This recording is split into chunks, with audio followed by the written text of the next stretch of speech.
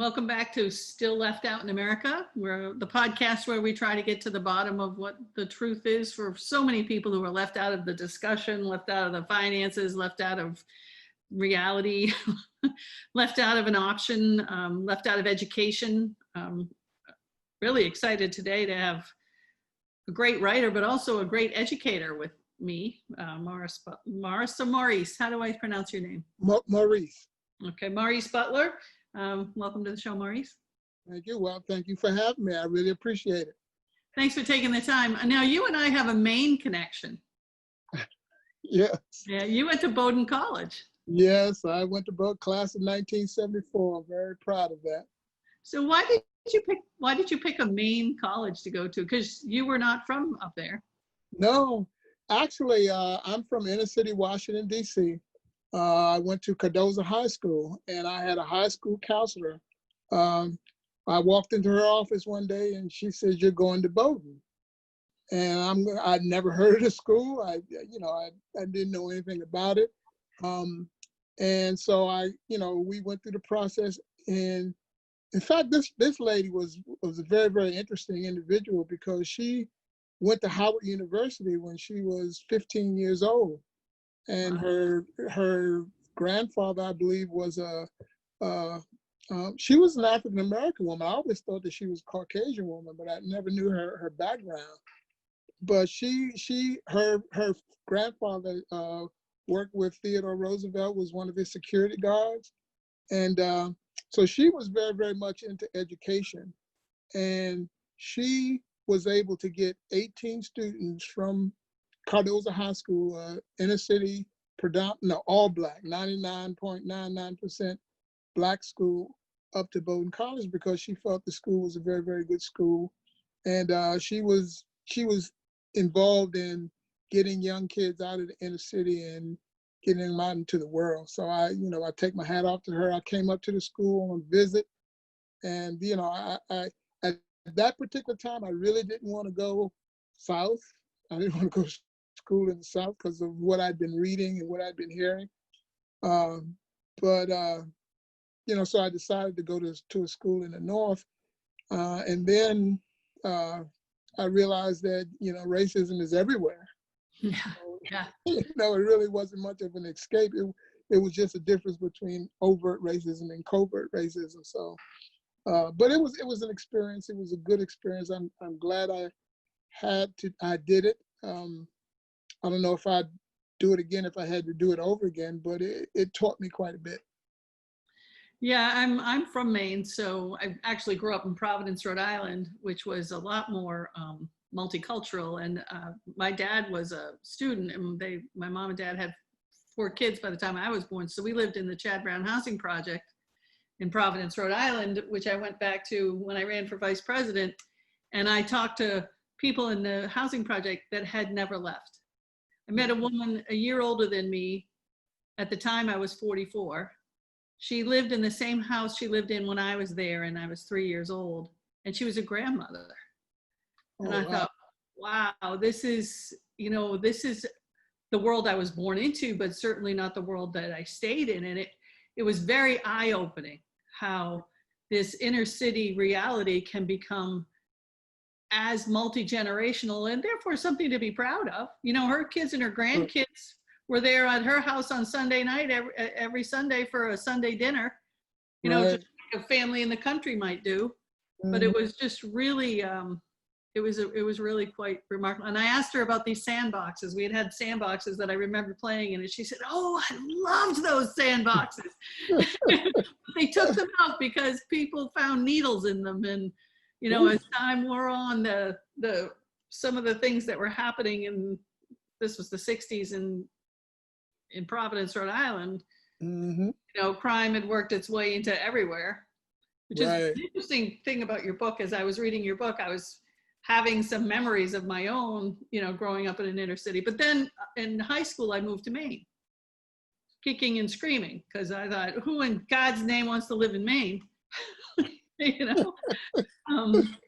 And I was flabbergasted that there were no ethnic people in Maine. If you wanted to insult someone in Maine, when I was, insults were always racial when I was a kid, and they, in Providence, they made fun of Puerto Rican people, they made fun of Portuguese people, they had ethnicities that they marginalized. And when I got to Maine, it was the French, which with the last Okay. name of LaMarche, right? I was automatically the dumb Frenchman. And I thought, oh my God, you haven't had an immigrant since the French? You haven't had a new culture move to the States since Right. 1640? Wow. Yeah, so I can't imagine what it was like for you. It was such a shock to move to Maine. Oh, I'm here to tell you, it's a lot better now. right. But it was definitely a shock, because I have to admit that in my youth, I was kind of in an incubation situation, because I stayed in my community, and which was all Black, and the high school I went to was all Black. So I really wasn't introduced to any kind of multiculturalism until I went to Maine, and then it was like a culture shock. It was eye-opening, and college is a place where people from all over the country come with their own ideas, their own upbringing, their own philosophy, and you put all of these people together, sometimes for the first time, and you got all of these differences, and we were very, very open about our personal philosophies and our experiences and things. So I learned quite a bit, good and bad, from that experience. And I think everybody should branch out into an experience where they're not that comfortable with, so they have to learn how to grow and deal with things that are foreign to them.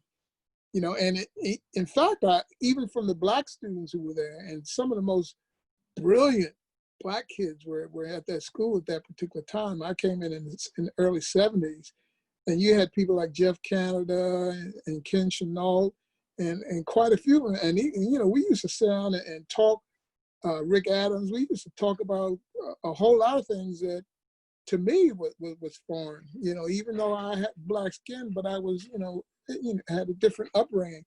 So, it was a good experience. It was one that I wouldn't trade. But there were good times. Well, not too many good times, but it was a lot of tough times. It was a hard school too. It was very hard. Yeah, Bowdoin's a really good school. Joshua Chamberlain would be really grateful that you did it, though, because of course Joshua Chamberlain, who fought that little round top in Gettysburg to eliminate slavery, he would have been grateful that you had gone to his alma mater and the place where he taught math. So you left Maine, though, and you went back down into DC. Is that where you got your PhD? No, in fact, I did my master's in Cambridge College, and believe it or not, it was more Blacks at Cambridge College than whites. So I kind of got that experience, that Black experience in college, that HBCU kind of experience in college. And then I went internationally for my PhD, because I got the white experience, or I got the African-American experience. So I wanted to get an international experience. So I went to a school. It was housed in St. Kitts, believe it or not. Yeah. And when I got there, on the campus, chickens were running around through the campus. So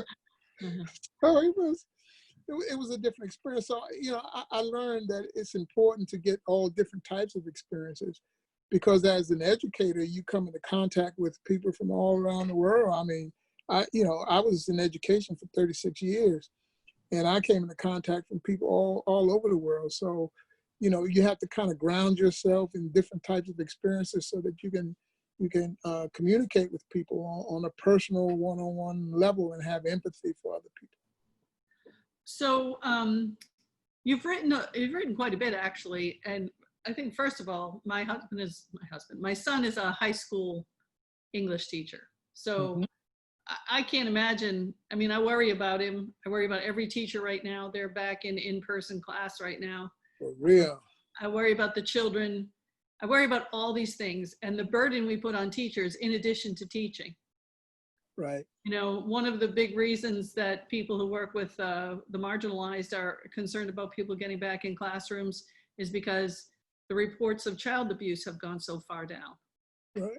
And that's because the teachers are identifying child abuse and they're reporting it. And now there's nobody there with the eyes on the kids, you know, and then the teachers have to do their own active shooter drills so that they can use their body to shield your child from bullets. You know, I mean, we ask things of teachers that is just wrong. And now we've asked them to put themselves in harm's way in a pandemic.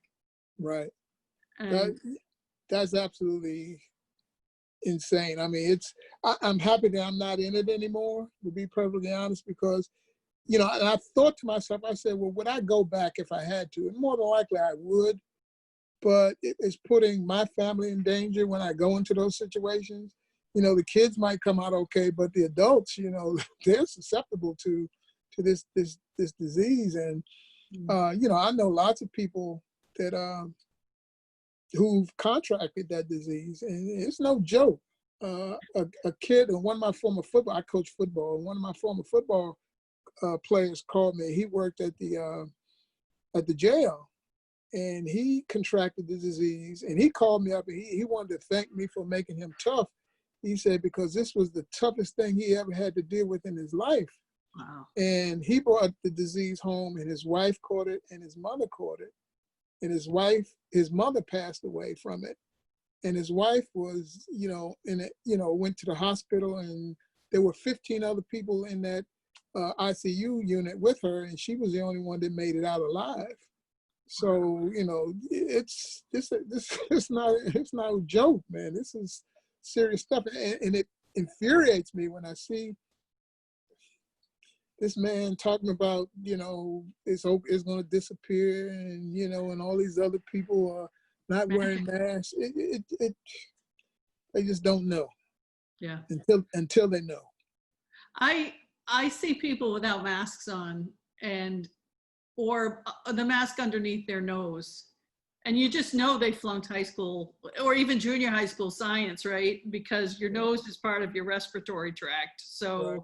You know, and I find myself wanting to, I don't want to get close enough, but I want to shake them. You know, I want to yell at them. I want to say, you're so selfish to stay stupid. Staying stupid right now is the most selfish act that a person can do. Well, you know, the interesting thing is, if we had a national policy, I have a nephew who lives in Singapore, and he called me, and, you know, and he told me that in Singapore, if you did not wear your mask, it was a $10,000 fine. Wow. He said a friend of his got caught in a bar without a mask on, got a $10,000 fine, and was kicked out of the country, and his family was kicked out of the country.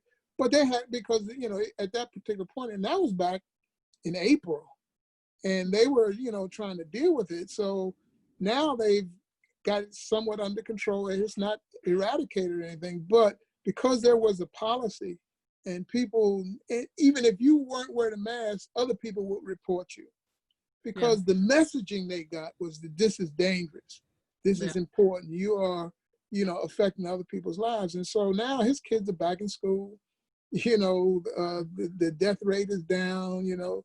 So people, if they don't get the correct messaging, then they're going to do what they feel they want to do.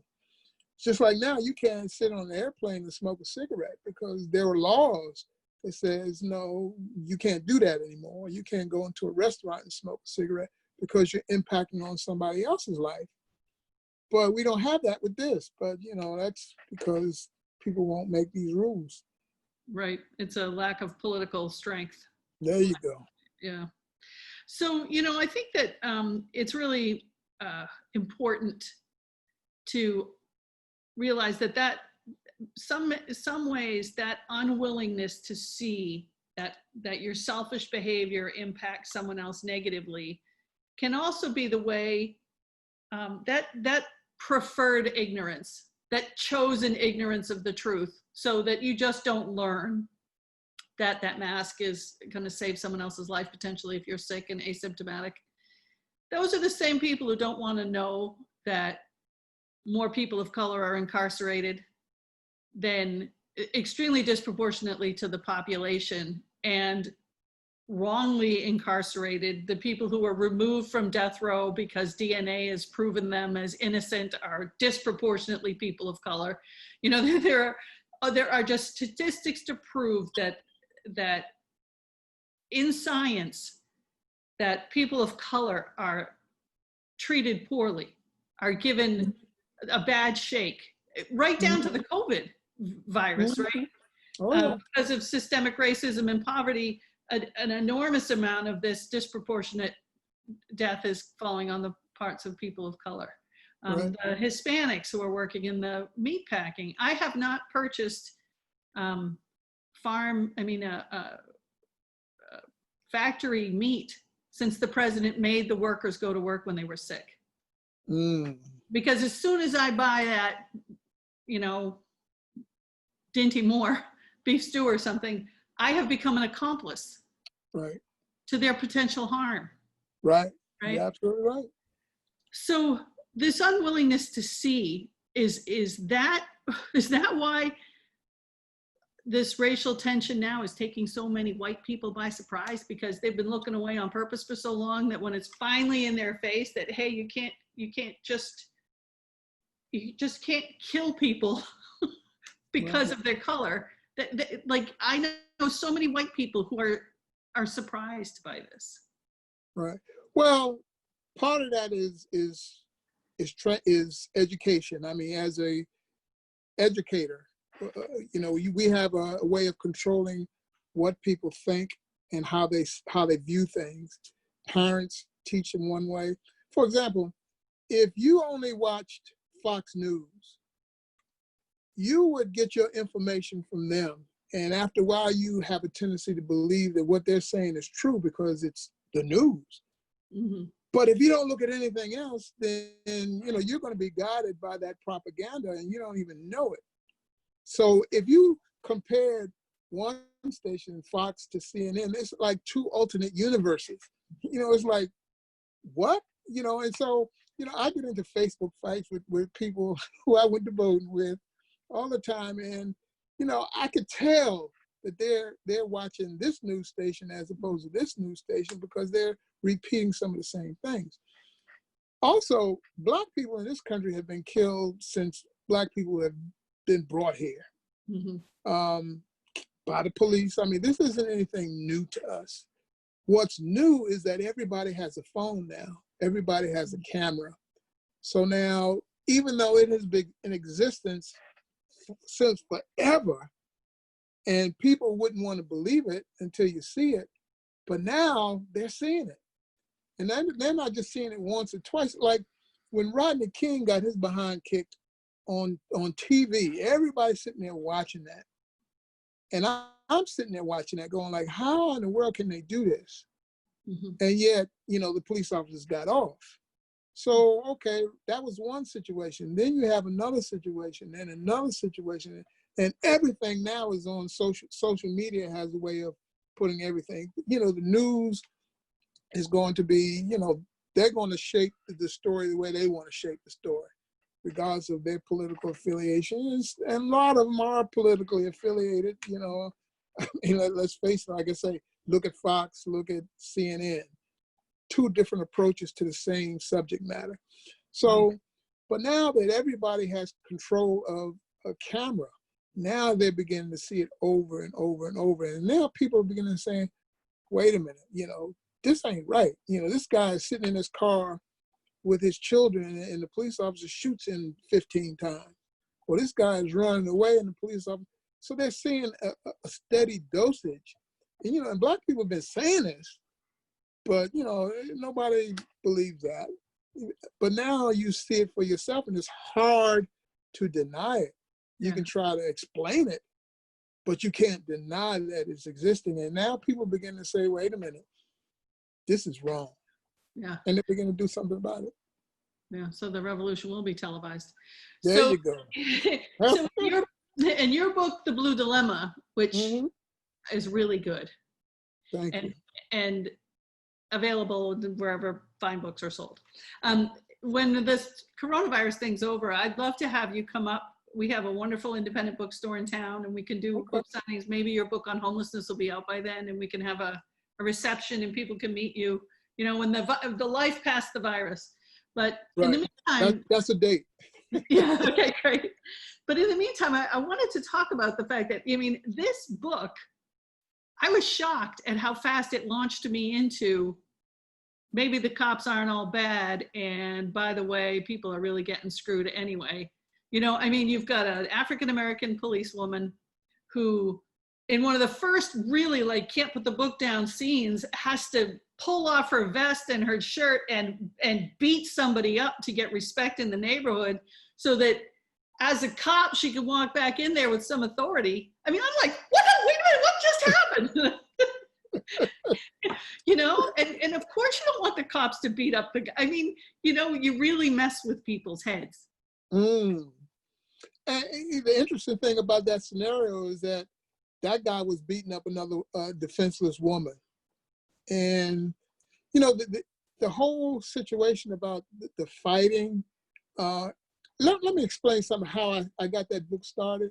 I invited several police officers over to my house. My wife fed them, and we sat down in my living room and we had a discussion about what it was to be a police officer in today's society. And as I listened to these stories, I was amazed. I was shocked at, you know, what they go through. I actually started that book. I saw a picture, and this was in 2016, of Aisha Evans. It was a Black woman who was standing in front of, you know, it was a riot, and there were all the policemen in their riot gear. And, you know, she was standing there stoically, and they were coming to arrest her. And there was a line of police officers. And I looked at that picture, and images are powerful. And, you know, I was a journalism instructor as well. And I used to tell my kids, you know, when you're taking a photograph, there are 100 different photographers there. How is your image going to be different? I mean, you're taking the same image, but how is your story going to be different? So I looked at that woman's face, and then, but I also looked at the police officer's face behind the shield. And I looked at each one of those people and I said, there's stories there. And what I wanted to do is tell a good story. And so initially I just decided to write a book that honors the police, that honors those who do the right thing, and honors those who are pitted against these insurmountable obstacles and still try to, you know, protect their community and everything. But as I got into the writing of it, I couldn't ignore the bad things. You know, I could just, you know, it had to be complete. And, you know, as I sat and I listened to these people, then I went into their homes, and, you know, and I'm a golfer, and when you golf, you talk, and I found, you know, police officers who were, so I listened to all of these stories, and I was just amazed by what they have to go through. I mean, the scene, I don't want to give the book away, but the scene where the woman is, you know, the police officer, she's on the street at midnight and calls for backup, and nobody comes to back her up in that situation simply because she wouldn't have sex with him. And I'm going like, my goodness, you have to deal with, you know, the community, you have to deal with your superiors, and then you got to deal with that foolishness too. So there were a lot of scenarios in there that created a dilemma in my mind. You know, what do you do? What are you doing that's right? What are you doing that's wrong? And all of these things just poured into that book.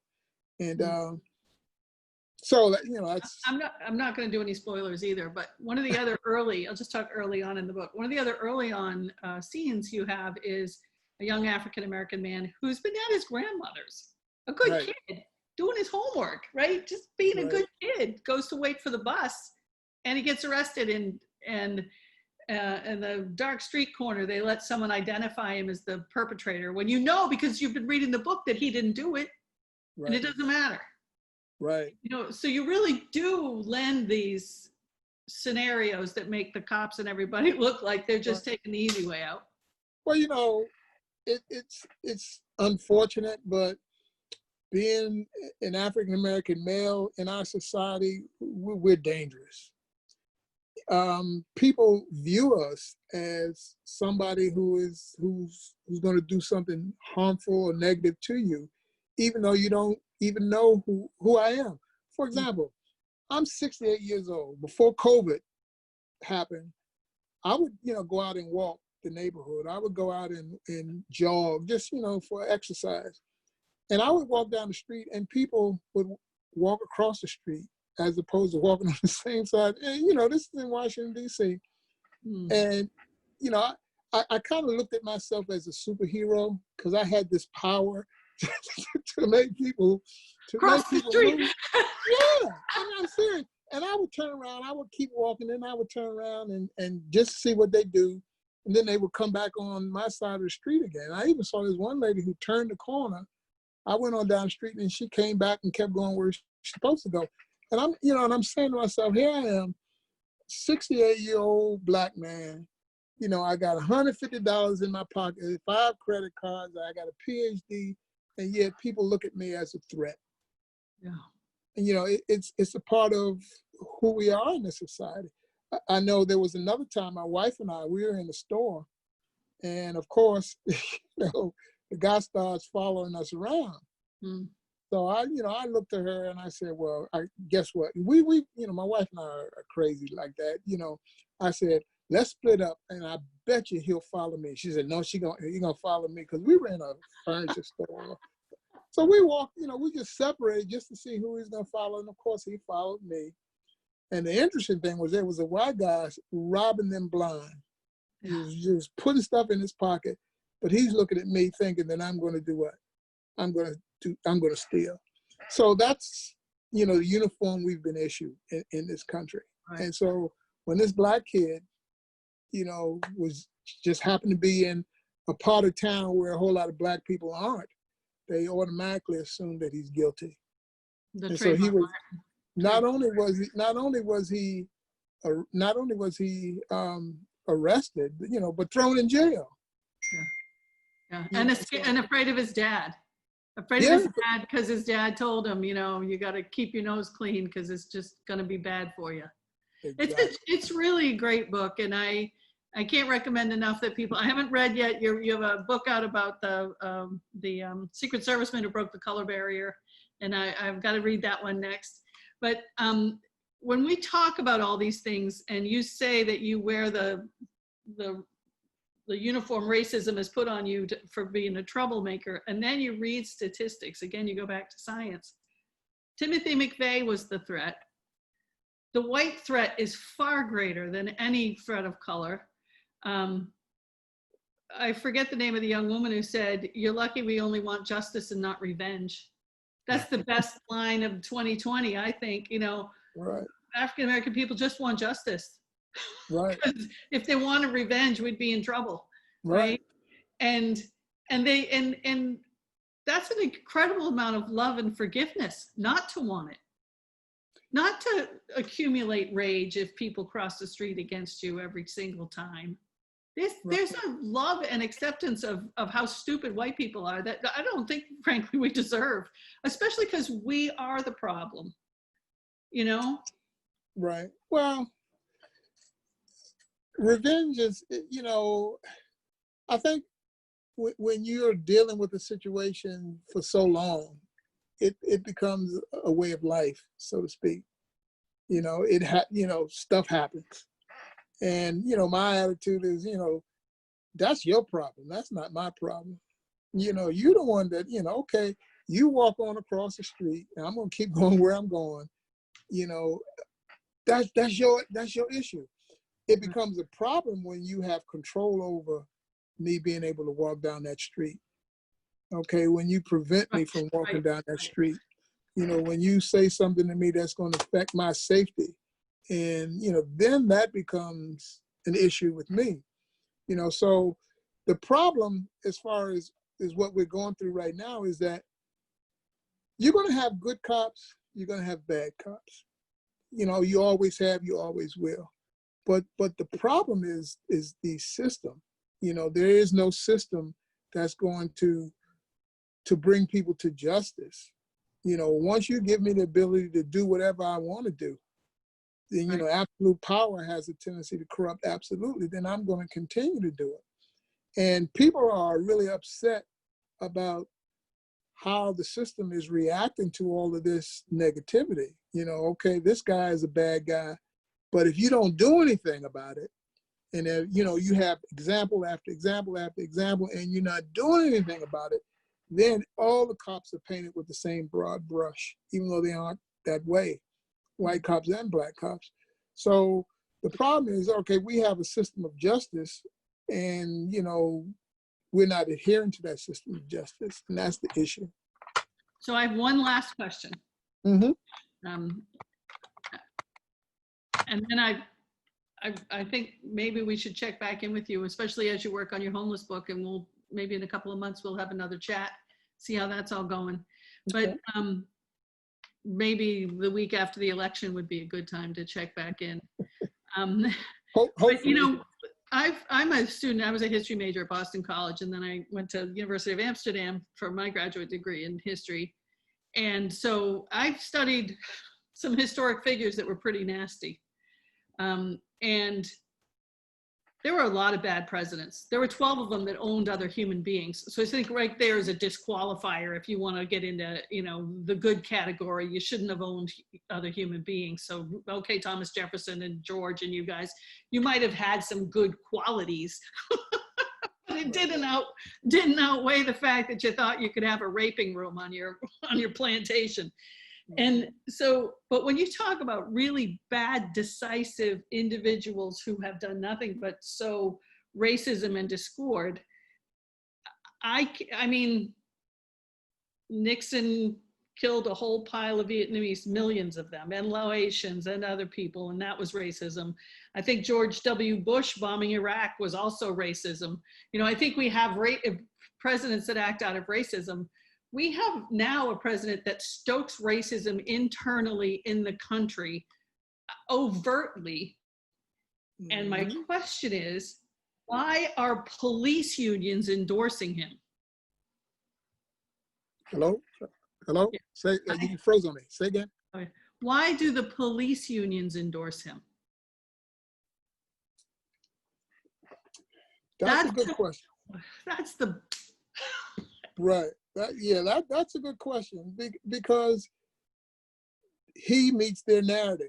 Unfortunately, and I don't know this for a fact, I can only draw conclusions by what I see and what I hear, but they probably figure that he is the best person to maintain the status quo. Okay. The other candidate is talking about, there is systemic racism involved in it. Let's make some changes. Anytime you start talking about changes, you're talking about economic changes. You're talking about people losing their jobs. You're talking about all. But he's the one that's saying, let's maintain the status quo. He's the one that's saying, well, if you get rough with them, you need to be rougher with them. So he's going to establish a situation where nothing is going to change, and I can continue to control the things the way I think is the way it should be controlled. So, that's a power move for them, as far as I'm concerned. Like I said, I don't know, it's the police unions that come up with this, these laws that allow a lot of the individuals to not get prosecuted for what they do, especially when they commit an obvious crime. The unions are the ones that back them up, regardless of whether they're right or wrong. Okay, and I understand unions are supposed to support their workers. I get that, but I'm looking at Rodney King getting his behind kicked. And I'm going like, there's something wrong with that. There's this police officer who's got his knee on the man's neck for 10 minutes, and you're going to tell me that was justifiable? Yeah, or shooting Breonna Taylor in her bed.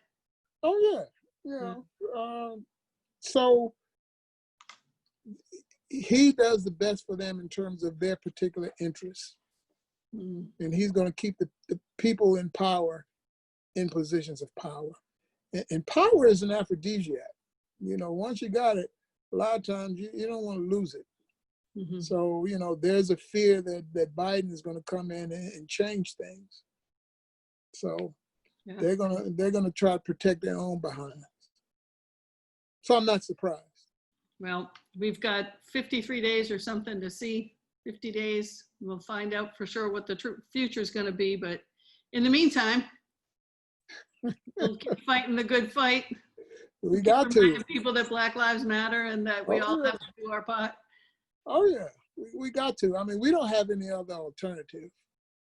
You know, we don't have an alternative. You know, we either fight this and deal with it. It's just like James Baldwin wrote a book called The Fire Next Time. And in it says, God gave Noah the rainbow sign, no more water, the fire next time. So, you know, we done got to the point where, you know, the fire is here. I mean, fires are raging everywhere, figuratively and actually. And, you know, the alternative is 4 more years of this guy doing worse. You know, he's not going to get better. He's going to get worse. You know, I mean, if people think that this guy is going to make this miraculous change and do something for the good of this country, well, then I got a bridge in Washington, D.C. that I want to sell you. Yeah, but I understand the nature of power. You know, it's an aphrodisiac. Well, thank you, Maurice.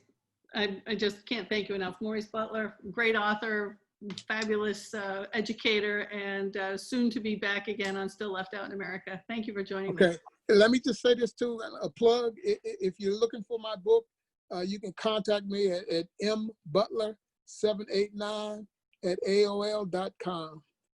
mbutler789@aol.com, and I can get that book to you with an autograph on it. Oh, and that's great. And I just say that because, you know, when I sell them on Amazon, I only get 10%. So if the book costs $20, I get $2. But when I sell them myself, I get to keep at least $10 out of the 20. So shameless plug. So people should get it then. And we'll also put that up in the title so people can see that. Appreciate it. Your AOL address. AOL, really? You know, my kids get on me all the time about that. Well, that tells you something about me. That's awesome. Thank you so much, Maurice. Thank you for having me. I really appreciate that. And I love reading your book, by the way. I read it from cover to cover. And I didn't start in the middle, I started at the beginning. Yeah, it was something I learned a lot, and I've learned a lot more since then. So. Okay, thank you much.